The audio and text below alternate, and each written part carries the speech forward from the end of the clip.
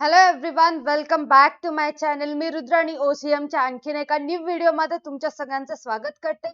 आजच्या व्हिडिओमध्ये आपल्याला वेगवेगळ्या समूहाप्रती असलेली जबाबदारी, व्यवसायाची वेगवेगळ्या समूहाप्रती असणारी जबाबदारी डिस्कस करायचे. याच्या अगोदरचा जो व्हिडिओ होता किंवा बिग बुल बॅच मध्ये आपलं लास्ट टाइम टॉपिक झालं होतं सामाजिक जबाबदारीची गरज. आय होप सगळे पॉइंट्स तुम्हाला क्लिअर झाले असतील. आजच्या व्हिडिओमध्ये आपण फक्त एका प्रती असणारी जबाबदारी बघणार आहोत, ती म्हणजेच मालकांप्रती असणारी जबाबदारी. आता चेक करा, इथे काहीतरी इन्फॉर्मेशन दिले, मग मालकांप्रती असणारी जबाबदारी बघूया. व्यवसाय समाजाशिवाय कोणतेही कार्य करू शकत नाही. आपण हे अगोदरच्या व्हिडिओमध्ये बघितलो. समाज असेल तर सगळे घटक व्यवसायाला पुरवठा होऊ शकतात. कर्मचारी समाजात नसतात, ग्राहक समाजातच असतात, कच्चा माल समाजातूनच येतो, गुंतवणूकदार इन्व्हेस्टर सुद्धा समाजातलेच असतात. असे विविध जे घटक व्यवसायासाठी महत्वाचे असतात ते सर्व घटक समाजातून येत असतात. ठीक आहे. आपल्या आदान प्रदानासाठी, ठीक आहे, देवाणघेवाणीसाठी, कच्चा माल व पक्क्या मालासाठी त्याला समाजावर अवलंबून राहावे लागते. कच्चा माल जरी व्यवसायात आणायचा असेल तर तो समाजातून येतो आणि पक्का माल व्यवसायातून सप्लाय करायचा असेल ग्राहकांपर्यंत, ते ग्राहक समाजातील लोकच असतात, ते पक्का माल समाजातच सप्लाय करावा लागतो. गुंतवणूकदार, मालक, कर्मचारी इत्यादी विविध समूहांच्या सहाय्याने व्यवसाय चालविला जातो. सगळ्यांची मदत घेऊन बिझनेस चालत असतो. गुंतवणूकदार पैसे गुंतवत असतात व्यवसायामध्ये, त्यांनी गुंतवलेल्या पैशामधून भांडवल जमा होते. मालक त्याच्या जबाबदाऱ्या, मालकांचे सुद्धा काही जबाबदाऱ्या असतात. मालकांना चांगल्या पद्धतीने काम करावं लागतं व्यवसाय संघटनेमध्ये, आणि कर्मचाऱ्यांची आवश्यकता तर असतेच. या सर्व समूहांच्या हिताचा समतोल साधणे व त्यांचे रक्षण करणे आवश्यक आहे. आता विविध घटक तर उपयुक्त आहेत आपल्या व्यवसायासाठी, बट त्यांचा सुद्धा विचार व्यवसायाला करावा लागतो. मग त्यांना काय विचार करावा लागतो ते येणाऱ्या व्हिडिओमध्ये आपण बघणार आहोत. फर्स्ट बघणार आहोत मालकांप्रती असणारी जबाबदारी. फर्स्ट वन काय आहे? मालकांप्रती असणारी जबाबदारी आणि भागधारकांप्रती असणारी जबाबदारी. आता इथे भागधारक का म्हटलेलं आहे? Share holder. भागधारक म्हणजे काय? Share holder. तर एखाद्या कंपनीचे XYZ कंपनी असेल आपली, तुम्ही बघू शकता इथे, 1 सेकंड. येस, आपली ही फॉर एक्झाम्पल ही XYZ कंपनी असेल, ठीक आहे, XYZ कंपनी असेल, तर या कंपनीचे जे भाग असतात, इंग्लिशमध्ये त्यांना शेअर्स आपण असं म्हणत असतो, जे भाग असतात ते विकायला काढल्यानंतर कोणी ना कोणी परचेस करत असतं. ठीक आहे, विकायला काढल्यानंतर कोणी ना कोणी परचेस करत असतं. जो परचेस करणारा व्यक्ती असतो शेअर्स घेतो, कंपनीचा हिस्सा घेत असतो, भागाचा एक हिस्सा घेत असतो. मग कुठे ना कुठे ते ऑटोमॅटिकली, इनडायरेक्टली काय होतो? या कंपनीचा ओनर होतो, मालक होतो. समजायले? शेअर होल्डर प्रती किंवा भागधारकांप्रती आणि मालकांप्रती कसं काय म्हटलेलं आहे? XYZ कंपनी आहे, त्यांनी त्यांचे शेअर्स विकायला काढलेले आहेत. विकल्यानंतर हा जो शेअर होल्डर आहे त्याने याचे शेअर्स परचेस केलेले आहेत, म्हणून ह्या कंपनीचा हा मालक झालेला आहे. आता तुम्ही शेअर मार्केटमध्ये काही जण इन्व्हेस्ट करतात असं ऐकलं असेल, बऱ्याचदा आपल्या कानावर पडते. आजच्या काळातले मुलं सुद्धा शेअर मार्केटमध्ये शेअर्स वगैरे परचेस करत असतात. फॉर एक्झाम्पल, आता मागे टाटाचा IPO आलं होतं, त्यावेळेस तुम्ही शेअर्स जर परचेस केला असता तर ते IPO आल्यानंतर तुमचा नंबर जर त्या ठिकाणी लागला असता तर कुठे ना कुठे तुम्ही सुद्धा टाटाचे थोडेसे हिस्सेदार, मालक झाला असता. समजायले? शेअर्स परचेस केला की आपण त्या कंपनीचे मालक असतो. आपण एकटेच नाही ज्यांनी शेअर्स परचेस केले, आपल्यासारखे असंख्य लोक, ठीक आहे, असंख्य 1000-2000 लोक शेअर्स परचेस करत असतात. ते सुद्धा कंपनीचे मालक असतात, ओनर असतात, बट त्यांना कुठल्याही डिसिजन मध्ये वगैरे सहभाग करून घेण्यात येत नाही. त्यांचे डायरेक्टर वगैरे नेमलेले असतात. ओके, आता पुढे चेक करा. मालकांप्रती असणारी जबाबदारी बघतोय आपण. ठीक आहे, पुढे काय दिलेलं आहे, व्यवसायावर ज्याची मालकी असते त्यांनाच मालक असे म्हणतात. मालक कोणाला म्हणतात, ज्याची मालकी, ज्यांच्याजवळ व्यवसाय चालवण्याचा हक्क असतो त्यालाच मालक असे म्हणतात. नफ्या तोट्यातला तेच जबाबदार असतात. नफा झाला तर त्यांच्याकडेच असणार आहे आणि तोटा झाला तरी त्यांनीच भरणार आहे. समजायले?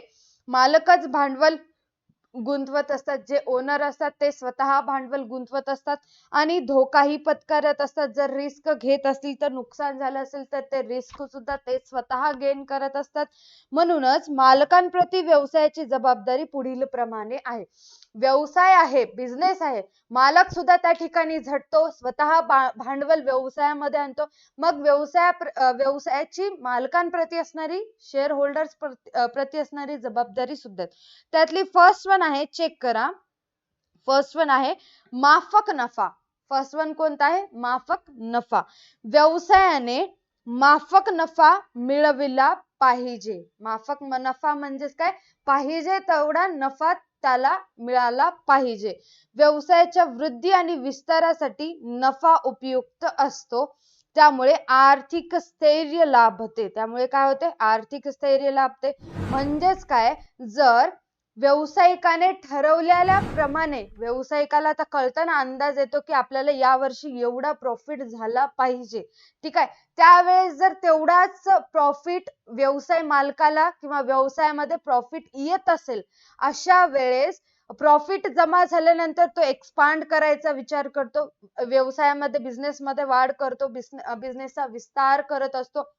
आधी 50 कर्मचारी काम करत असतील तर नफा झाल्यामुळे कर्मचाऱ्यांची संख्या वाढवतो. आधी 1 मशीनवर काम भागत असेल तर आता 2 मशीन घेतो. ठीक आहे, प्रॉफिट झाल्यामुळे, पैसे आल्यानंतर तो इत्यादी गोष्टीसाठी पैसे खर्च करत असतो. त्यामुळे काय होतं, आर्थिक स्थैर्यता लाभते, फायनान्शियल स्टॅबिलिटी मिळत असते.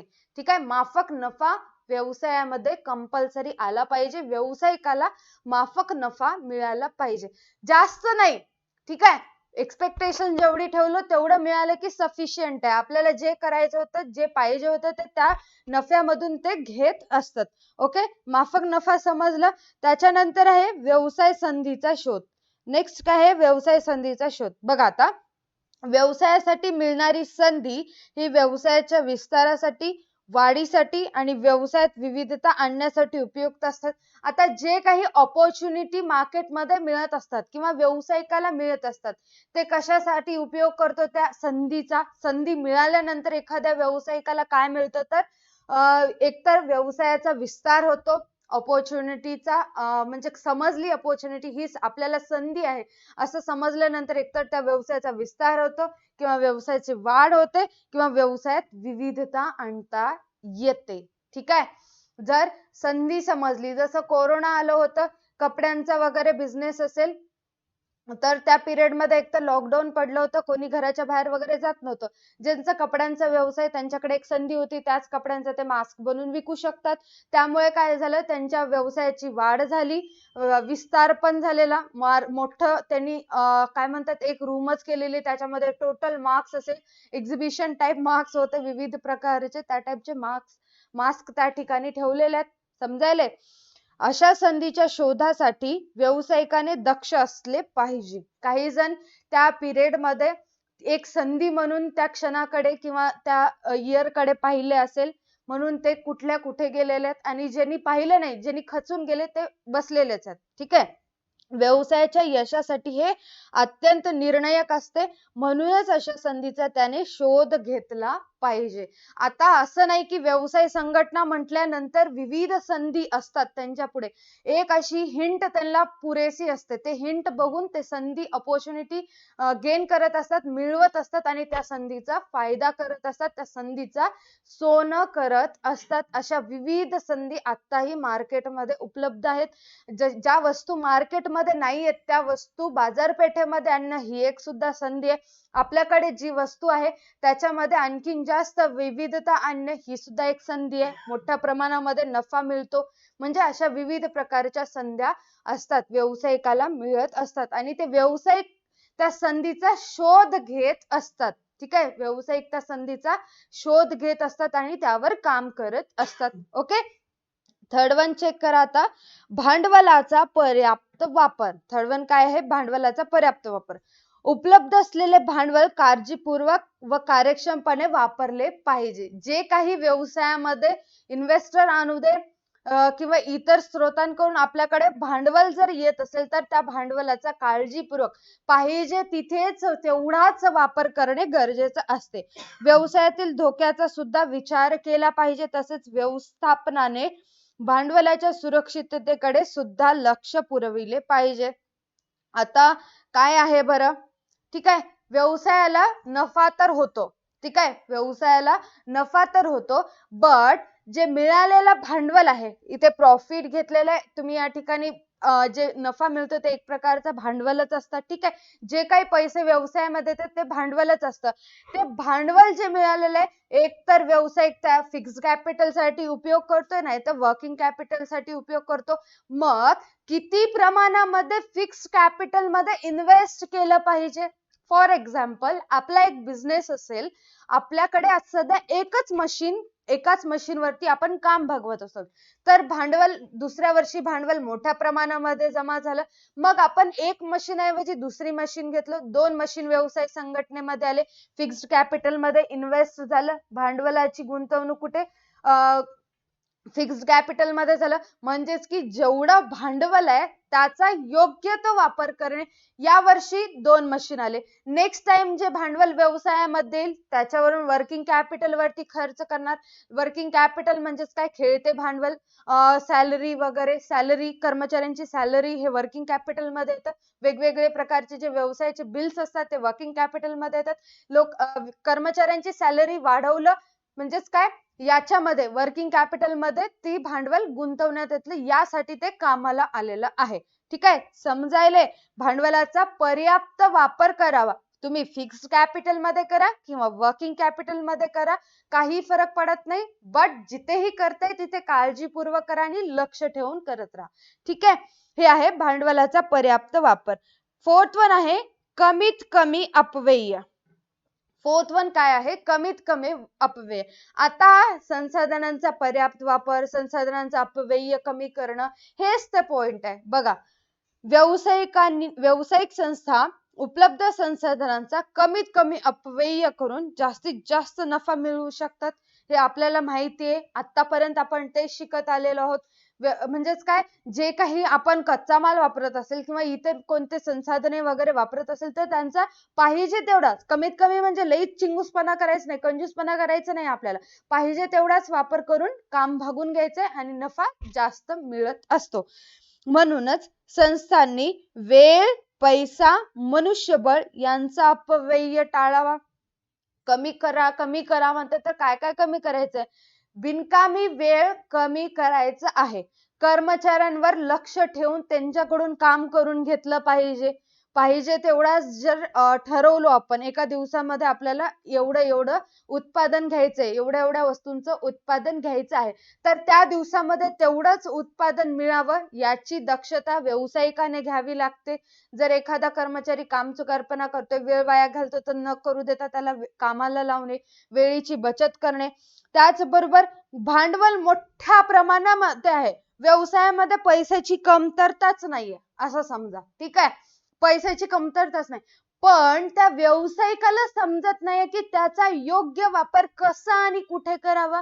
हे जर त्याला समजलं असतं तर व्यवसायाचा विस्तार झाला असता, वृद्धी झाली असती, विविधता आली असती व्यवसायामध्ये.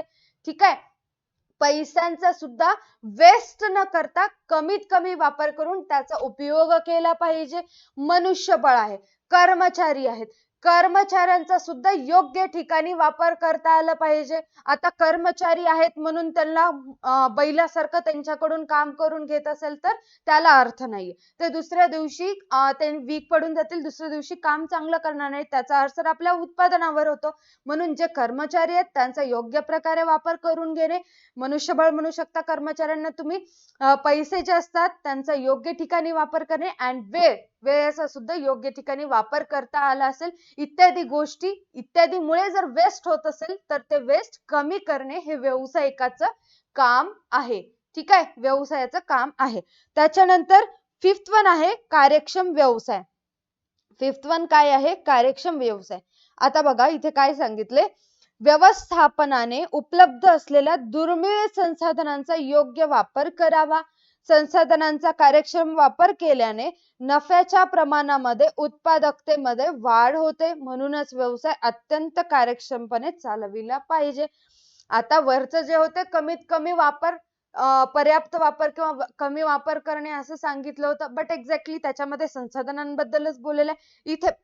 इथे पण तेच बोललेलं आहे. बट दुर्मिळ संसाधने जे असतात ते आपल्याला एकदाच मिळू शकतात.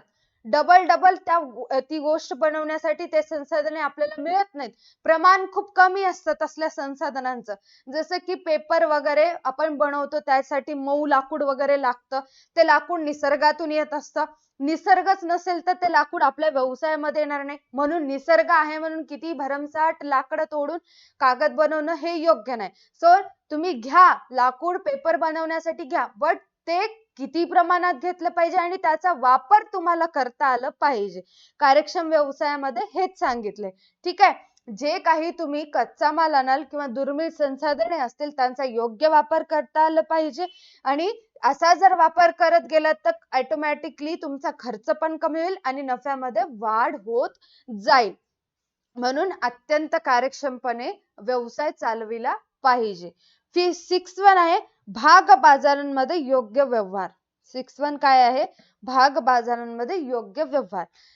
भाग बाजारांशी संबंधित असलेल्या सर्व प्रकारच्या अयोग्य व्यापारी प्रथा टाळल्या पाहिजेत. आता भाग बाजार म्हणजे शेअर मार्केट. शेअर मार्केट संबंधित जे काही अफवा असतील, अयोग्य व्यापारी प्रथा असतील त्या सर्व टाळल्या पाहिजेत. त्यांना बळी पडायला नको. आता त्या कोणत्या उदाहरणात भागांची खरेदी व विक्री करणाऱ्या गटांचा सदस्य चुकीची व गुप्त माहिती पुरवणे इत्यादी कृत्रिमरित्या भागांच्या किमतीत वाढ किंवा घट केलेल्या सर्व सामान्य गुंतवणूकदारांचे नुकसान होते. आता याचं काय मीनिंग आहे नीट ऐका. याला इनसाइड ट्रेडिंग असं म्हणतात. ठीक आहे. जे आता एक्झॅक्टली इनसाइड ट्रेडिंग काय आहे इथे सांगितले, सदस्य म्हणलेलं आहे, भागांची खरेदी विक्री करणाऱ्या गटाचा सदस्य असं म्हटलेलं आहे. तर हे काय असतं? असा एक व्यक्ती असतो. ठीक आहे. असा एक व्यक्ती असतो शेअर मार्केटमध्ये कोणत्या शेअरचा भाव वाढेल किंवा कोणत्या शेअरचा भाव कमी होईल हे इन्फॉर्मेशन ट्रान्सफर करणारा एक व्यक्ती असतो. तो जर व्यक्ती चुकीची माहिती सांगितला, तो व्यक्ती जे काम करतोय त्याला इनसाइड ट्रेडिंग असं म्हणतात. हे पहिल्यांदा समजून घ्या. इनसाइड ट्रेडिंग, त्याला इनसाइड ट्रेडिंग म्हणजेच काय? भागांची खरेदी विक्री करणाऱ्या गटाचा सदस्य आहे तो कोण असतो? तर जे शेअर मार्केट असते, एखाद्या शेअरची प्राइस हाय जाईल किंवा एखाद्या शेअरची प्राइस लो होईल, तर हे सांगणारा व्यक्ती जो असतो, तो जो काम करतो त्याला इनसाइड ट्रेडिंग असं म्हणतात. ठीक आहे. इथपर्यंत समजलं. आता एक्झॅक्टली फसवणूक कशी केली जाते बघा. ते जे सदस्य असतात, इनसाइड ट्रेडिंग करणारे जे व्यक्ती असतात, ते काय करतात? अफवा पसरवतात की पुढे चालून या कंपनीचे शेअर्सची प्राइस वाढणार आहे. काय? या कंपनीच्या शेअर्सची प्राइस वाढणार आहे. बट ऍक्च्युअल मध्ये परिस्थिती वेगळीच असते. ते फक्त हवा सोडतात, अफवा पसरवतात. मग लोक घाबरतात म्हणजेच काय? त्यांच्यामध्ये उत्सुकता, भविष्यामध्ये या कंपनीच्या शेअरची प्राइस वाढणार आहे असं सगळेजण सांगतात, आपण पण परचेस करायला पाहिजे. ज्या वेळेस ते परचेस करतात बट ऍक्च्युअल मध्ये ती परिस्थिती नसतेच, ते खरं नसतेच. कधी त्या कंपनीचे शेअरचा भाव वाढणारच नव्हता, अफवा पसरली होती. मग अशा अफवांना बळी पडतात आणि त्यांचं नुकसान होत असतं. आणि ही एक सिच्युएशन झाली. आणखीन मोठ्या प्रमाणामध्ये एखादी कंपनी असेल, एक प्रोजेक्ट हाती घेतलेले आहे, तिचे शेअर्स वाढणार आहेत असं सांगितल्यानंतर फटाफट सगळेजण शेअर्स परचेस करायला लागतात. बट ऍक्च्युअल मध्ये परिस्थिती वेगळीच असते. शेअरचे प्राइस वाढतच नाहीत. ते घेऊन पछतावतात, पछतावा होते त्यांना, अफवांना बळी पडलो. हे असे अफवा सोडणारे किंवा हवा सोडणारे लोक सुद्धा असतात, ते यूज करत असतात. ठीक आहे. मार्केटमध्ये जर तुम्ही शेअर मार्केटमध्ये इन्व्हेस्ट करत असाल तर एकाला कुणाला तरी फॉलो करा आणि त्यांच्याच गायडन्सना तुम्ही शेअर परचेस करत चला. मोठ्या प्रमाणामध्ये नुकसान होत असतं. ठीक आहे. हे पण झालं. आणि त्याच बरोबर एखाद्या शेअरचं प्राइस कमी होणार आहे म्हणून फटाफट सगळेजण विकून टाकतात. ऍक्च्युअल मध्ये प्राइस कमी होतच नाहीये. अशा प्रकारचे जे माहिती देणारे असतात ते खोटी माहिती सुद्धा देऊ शकतात. सो तुम्ही पडताळणी करूनच काय ते डिसिजन घ्यायचा आहे. ठीक आहे. भागबाजारांमध्ये व्यावसायिकाने योग्य व्यवहार ठेवला पाहिजे, नाहीतर अशा प्रकारची फसवणूक केली जाते आणि व्यवसाय पूर्णपणे आपला बंद पडतो. ठीक आहे, समजायलंय? त्याच्यानंतर 7वं आहे विस्तार व विविधता. 7वं काय आहे? विस्तार व विविधता. आता याच्यामध्ये चेक करा, 1 मिनिट हा.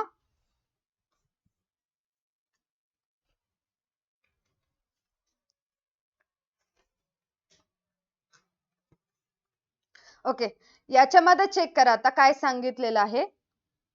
हा, व्यवसायामध्ये वाढ आणि विकास होण्यासाठी त्यामध्ये विस्तार व वैविधीकरण केले पाहिजे. ठीक आहे. व्यवसायामध्ये वाढ होण्यासाठी आणि विकास होण्यासाठी विस्तार आणि वैविधीकरण केले पाहिजे. त्यासाठी व्यवसायाने संशोधन आणि विकासात्मक प्रकल्प हाती घेतले पाहिजे, त्यामुळे स्पर्धेला सामोरे जाऊ शकतात. आता एक्झॅक्टली विस्तार आणि वैविधीकरण काय आहे ते केल्यामुळे वाढ आणि विकास होतो व्यवसायाचा, असं म्हटलेलं आहे. आता नीट समजून घ्या या दोन्हीचा मीनिंग. विस्तार आणि वैविधीकरण या दोन्हींमध्ये फरक आहे. दोन्ही गोष्टी एकसारख्या नाहीयेत. फर्स्ट ऑफ ऑल विस्तार बघा. ठीक आहे.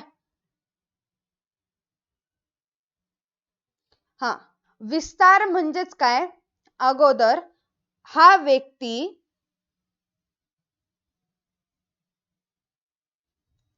व्यक्ती दिसतोय तुम्हाला स्क्रीनवरती? ठीक आहे. अगोदर हा व्यक्ती काय करतो? स्टीलचा बिझनेस करतो. स्टील कळतं तुम्हाला? त्या स्टीलचा बिझनेस करत असतो हा व्यक्ती. ठीक आहे. त्याच्यानंतर विस्तार समजून घ्या. हा व्यक्ती स्टीलचा बिझनेस करत असतो. तो आधी स्वतःच्या देशांमध्ये, इंडियामध्येच, मराठीत लिहूया इंडिया, आता भारत म्हणून म्हणा असं म्हणताय तर आपण भारत म्हणूया. ठीक आहे. सध्या त्याचा बिझनेस, स्टीलचा जो बिझनेस आहे तो सध्या भारतामध्येच आहे. कुठे? भारतामध्येच आहे. विस्तार हा टॉपिक आपण समजून घेतोय. तर सध्या बिझनेस भारतामध्ये आहे. विस्तार म्हणजेच काय? त्याने त्याचा बिझनेस चीनमध्ये पण नेला, जपानमध्ये पण नेला, त्याच्यानंतर अमेरिकामध्ये सुद्धा नेला. हे आहे विस्तार. एक्सपांड झाला बिझनेस. ठीक आहे. आधी फक्त इंडियामध्ये होता, आता इतर 3 देशांमध्ये चालू झालेले. हे आहे विस्तार. वैविधीकरण काय आहे? म्हणजेच वैविधीकरण बघा आता.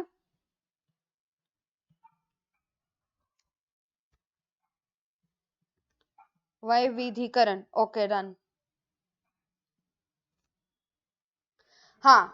आता वैविधीकरण म्हणजेच काय? तोच व्यक्ती, त्याच व्यक्तीचं एक्झाम्पल घेऊया आपण. ठीक आहे. तोच व्यक्ती आधी स्टीलचा बिझनेस करत होता. आधी कशाचा बिझनेस करत होता? स्टीलचा बिझनेस करत होता. नंतर त्याने स्टील सोबत ग्रेनाइटचा सुद्धा बिझनेस स्टार्ट केला. ठीक आहे. आधी तो स्टीलचा बिझनेस करत होता आणि त्याच बरोबर त्याने ग्रेनाइटचा सुद्धा बिझनेस स्टार्ट केलेला आहे. म्हणजेच विविधता आणलेला आहे, वैविधीकरण झालेलं आहे. समजायले? विस्तार म्हणजे काय? विस्तार म्हणजेच तोच व्यक्ती आहे, स्टीलचा बिझनेस करतोय, एकच बिझनेस ऑल ओव्हर देशांमध्ये तो घेऊन जातोय. ते बिझनेस भारत, चीन, जपान आणि अमेरिकेमध्ये करतोय. वैविधीकरण मध्ये काय? तर तोच व्यक्ती आहे, स्टीलचा बिझनेस करतोय, बट स्टील सोबत त्याने ग्रेनाइटचा सुद्धा बिझनेस करायला स्टार्ट केलेलं आहे. हे आहे विविधता आणि विस्तार आणि वैविधीकरण. समजायले? हे दोन्ही जर या व्यक्तीकडे असेल तर त्याचा व्यवसाय वाढेल, व्यवसायाची वाढ होईल, व्यवसायाचा विकास होईल, मोठ्या प्रमाणामध्ये नफा या व्यक्तीकडे, या व्यावसायिकाकडे जमा होईल. विस्तार आणि वैविधीकरण कसं करायचं? तर हे दोन्ही पॉसिबल आहे. ते म्हणजे R&D मुळे. आता R&D मीन्स काय? रिसर्च अँड डेव्हलपमेंट, संशोधन आणि विकास. संशोधन आणि विकास याच्यामुळे विस्तार कसा करायचा, कुठे करायचा हे समजतो. आणि वैविधीकरणामध्ये रिसर्च अँड डेव्हलपमेंट मुळे आपण आणखीन कोणता बिझनेस स्टार्ट करू शकतो याच्याबद्दल माहिती मिळते. म्हणजेच की विस्तार आणि वैविधीकरण केल्याने व्यवसायाचा वाढ होतो आणि व्यवसायाचा विकास होत असतो. समजलं? इझी आहे, काहीच अवघड नाहीये. ठीक आहे. आता नेक्स्ट 8वा चेक करा. ठराविक मुदतीत माहिती. 8वा काय आहे? ठराविक मुदतीत माहिती. व्यवसायाच्या मालकांना आर्थिक परिस्थितीविषयी संपूर्ण आणि अचूक माहिती दिली पाहिजे. आता जे काही शेअर होल्डर आहेत किंवा जे काही ओनर आहेत त्यांना व्यवसायामध्ये किती प्रॉफिट झाला, ठीक आहे, व्यवसायामध्ये किती ऍसेट आहे, किती लायबिलिटीज आहे,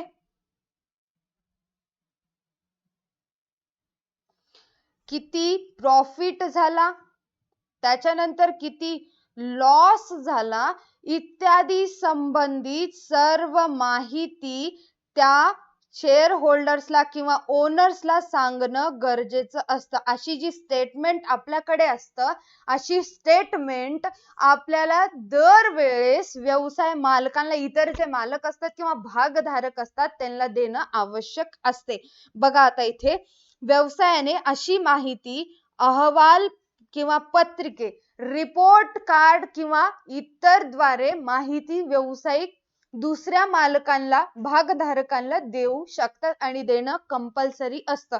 जर तुम्ही अचूक माहिती दिली नाही, तुम्ही चुकीची इन्फॉर्मेशन सांगितली की व्यवसायाला प्रॉफिट होऊन सुद्धा लॉस झाला असं सांगितलं तर नेक्स्ट टाइम ते शेअर होल्डर्स तुमच्या कंपनीचे शेअर्स परचेस करणार नाहीत, ना कोणी तुमच्या कंपनीमध्ये भांडवल गुंतवेल. त्या ठिकाणी जो विश्वास असतो तो विश्वासघात केला जातो. ठीक आहे, समजायले? ठराविक मुदतीत माहिती म्हणजेच एक पर्टिक्युलर डेट असतं, पर्टिक्युलर इयर, प्रॉफिट झाल्याबरोबर वर्षाच्या शेवटी जे काही स्टेटमेंट आपल्या जवळ असते, आपण बॅलन्स शीट जे आपण काढत असतो ताळेबंद, ठीक आहे, ते बॅलन्स शीट आपल्याला सगळ्यांना दाखवणं, ते स्टेटमेंट आपल्या जेवढे काही मालक आहेत, ओनर्स आहेत त्यांना देणं गरजेचं असतं. ते ठराविक मुदतीत माहिती सप्लाय करणं गरजेचं असतं. ट्रस्ट असतं. ठीक आहे, ट्रस्टचा संबंध या ठिकाणी येतो. ठीक आहे. 9वा पॉइंट चेक करा. 9वा पॉइंट काय असेल आपला? 1 सेकंड. येस, भागधारकांच्या किंवा मालकांच्या निधीचा प्रभावीपणे वापर. ठीक आहे. आता जे काही शेअर होल्डर्स आपल्या कंपनीचे शेअर्स परचेस करतील, ते शेअर्सच्या बदल्यात ते आपल्याला काही ना काही अमाऊंट देतात, कॅपिटल आपल्याजवळ जमा होत असतं, मालक स्वतः व्यवसायामध्ये भांडवल आणत असतो. जे काही भांडवल व्यवसायामध्ये आणत असतो त्याचा वापर योग्य प्रकारे करता आला पाहिजे, त्याचा वापर प्रभावीपणे करता आला पाहिजे. आपण बघितलं फिक्स्ड कॅपिटल आणि वर्किंग कॅपिटल मध्ये चांगल्या प्रकारे त्याला गुंतवणूक करता आली पाहिजे. गुंतवणूक म्हणजे इन्व्हेस्ट करायचं नाही, योग्य प्रकारे प्रभावीपणे दोन्ही ठिकाणी त्याला वापर करता आलं पाहिजे. भागधारकांच्या निधीचा वापर जास्तीत जास्त चांगल्या प्रकारे केला पाहिजे. आपण भांडवल घेतोच कशाला? की आपल्या व्यवसायामध्ये ज्या काही गरजा आहेत ते भागवण्यासाठी आपण भांडवल घेत असतो. कच्चा माल घेण्यासाठी किंवा वस्तू मार्केटमध्ये सप्लाय करण्यासाठी भांडवल आवश्यक असते, कर्मचाऱ्यांना पगार देण्यासाठी भांडवल आवश्यक असते, इतर बिले भरण्यासाठी, टॅक्स भरण्यासाठी भांडवल आवश्यक असते.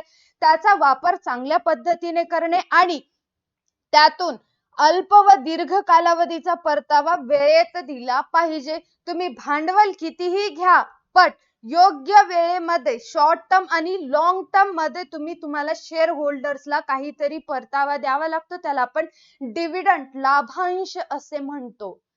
ठीक आहे. लाभांश काय असतं की भविष्यामध्ये आपल्याला किंवा जे कोणी शेअर होल्डर्स आपले शेअर्स परचेस करत असतात कंपल्सरी त्यांना डिव्हिडंड, लाभांश पेड करावंच लागतं. ते एक प्रकारचं इंटरेस्ट असतं. समजायले? लाभांश कंपल्सरी वेळेवर द्यावं लागतं, तरच नेक्स्ट टाइम ते आपल्या व्यवसायामध्ये किंवा आपल्या कंपनीमध्ये कंपनीचे शेअर्स परचेस करायला इंटरेस्टेड असतील. अदरवाईज आपण त्यांचं जर नुकसान केलं, त्यांना डिव्हिडंड लाभांश जर वेळेवर नाही दिलं, तर त्या ठिकाणी परत ते कधी आपल्या कंपनीचे शेअर्स परचेस करणार नाहीत. सॉरी. 10वा पॉइंट आहे अँड लास्ट पॉइंट आहे, नावलौकिक निर्माण करणे. आता हे गुडविल बद्दल बोलतंय. ठीक आहे, नावलौकिक निर्माण करणे.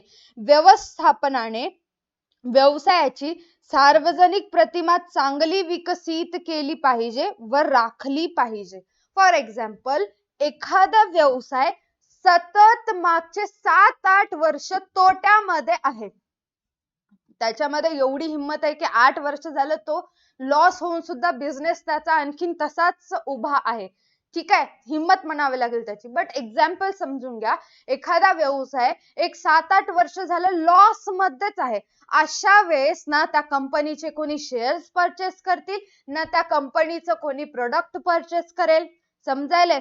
नावलौकिक निर्माण करणे हे व्यावसायिकांचं कर्तव्य असतं. ते कसं, आता जर सतत एखाद्या कंपनीला वरचेवर प्रॉफिट होत आहे, मोठ्या प्रमाणामध्ये वस्तूमध्ये किंवा मोठ्या प्रमाणामध्ये वस्तू उत्पादनांचा विकास होत आहे, अशा वेळेस त्याच कंपनीमध्ये इन्व्हेस्ट करण्यासाठी शेअर होल्डर रेडी असतात आणि मोठ्या प्रमाणामध्ये ग्राहक सुद्धा जे नावलौकिक कंपनी आहेत, ज्यांचं गुडविल जास्त आहे, विश्वासू कंपनी आहेत, त्यांच्याकडूनच वस्तू खरेदी करत असतात. बघा इथे तेच सांगितलंय, चांगला नावलौकिक असलेली कंपनी बाजारपेठेत प्रचंड प्रमाणावर आदर व विश्वास निर्माण करते. जर एखाद्या कंपनीला सतत प्रॉफिट मिळत असेल, प्रॉफिट मध्ये असेल, अशा वेळेस तीच कंपनी दीर्घकाळासाठी टिकू शकते आणि गुंतवणूकदार म्हणू शकता किंवा शेअर होल्डर म्हणू शकता, त्यांच्या मनामध्ये पण ट्रस्ट निर्माण होत असते. ठीक आहे, विविध कंपनी आहेत, असे टाटा जे आहेत, रिलायन्स आहेत, त्यांनी आधी ट्रस्ट निर्माण केलेले, मग त्यांचं गुडविल ऑटोमॅटिकली वाढलेलं आहे, त्यांची प्रख्याती वाढलेली आहे. समजायले? हे होतं आपलं नावलौकिक निर्माण करणे. आय होप तुम्हाला हे सगळेच्या सगळे 10च्या 10 पॉइंट क्लिअर असतील. जर या 10 पॉइंट मध्ये एखादा पॉइंट संबंधित जर डाऊट असेल तर तुम्ही मला विचारू शकता, कारण हे तुम्हाला एक्झामला येऊ शकतं. ठीक आहे, 4 मार्क्ससाठी, 5 मार्क्ससाठी किंवा 8 मार्क्ससाठी 2 सुद्धा तुम्हाला विचारल्या जातात. 8 मार्क्ससाठी एकाच प्रती असणारी जबाबदारी कधीही विचारत नाही, हे लक्षात घ्या, कारण पॉइंट खूप कमी आहेत याच्यामध्ये. ओके, तुम्हाला हे सगळे समजले असतील तर या व्हिडिओला लाईक करायचंय, चॅनलला सबस्क्राईब करायचंय.